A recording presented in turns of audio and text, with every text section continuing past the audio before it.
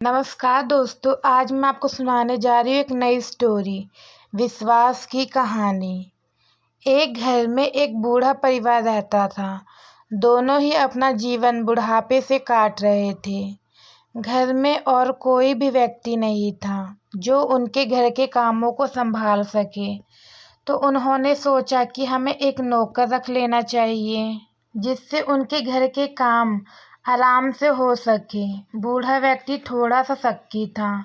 अब उसे विश्वास नहीं हो रहा था कि हम ऐसे कैसे व्यक्ति को रख सकते हैं जो हमारा नुकसान न करे। बहुत ढूंढने पर भी उन्हें ऐसा आदमी नहीं मिला। फिर उन्हें एक लड़का मिला जिसको उन्होंने नौकरी पर रख लिया। लड़का हर रोज सुबह से लेकर शाम तक काम करता और चला जाता है, लेकिन उस बूढ़े आदमी को उस पर थोड़ा सा शक हो रहा था कि कहीं हमें नुकसान ना पहुंचाए। तो उसे पता करने के लिए उसने 2 का सिक्का फर्श पर गिरा दिया और जैसे सिक्का गिरा तो सिक्के की आवाज़ सुनकर लड़के ने देखा कि बूढ़े व्यक्ति की जेब से सिक्का गिर गया है। फिर वह लड़का सिक्का उठाकर अपने बूढ़े आदमी को दिया। कहा कि बाबा जी ले लो, आपका सिक्का गिर गया था।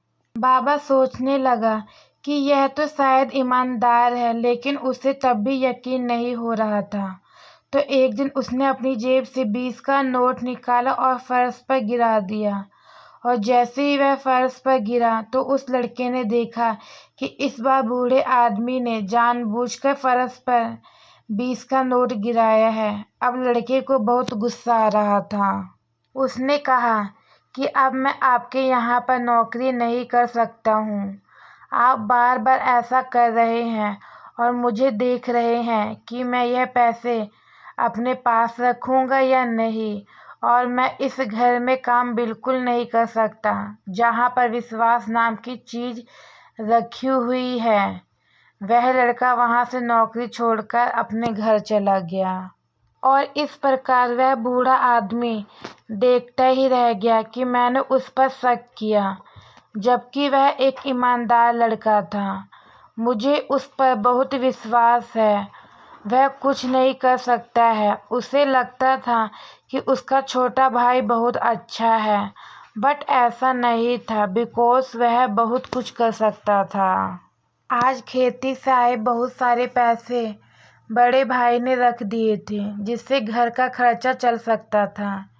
इसीलिए वह सभी को उतना पैसा देते थे जितनी उनकी ज़रूरत है। बाकी सभी पैसे घर के खर्च में जाता है। बट रात होने के बाद छोटा भाई आता है। वह उनमें से कुछ पैसा लेता है बिकॉज अधिक ज़रूरत हो गई थी, जबकि वह कुछ भी नहीं करता था। बट फिर भी वह ऐसा कर रहा था। सुबह हो गई थी जब सभी को बड़े भाई ने पैसा देना चाहा, तो उन्हें लग रहा था कि कुछ पैसे कम हो गया है। वह नहीं जानते थे कि ऐसा क्यों हुआ है, बट वह पूछते थे कि इसमें से कुछ धन कम लग रहा है। छोटा भाई कुछ नहीं कहता है, वह नहीं बताना चाहता है। बड़े भाई ने फिर से पूछा कि मुझे यह सब पसंद नहीं है, जबकि मैं सभी को पैसे देना चाहता था, मगर इसमें से पहले ही धन कम हो गया है।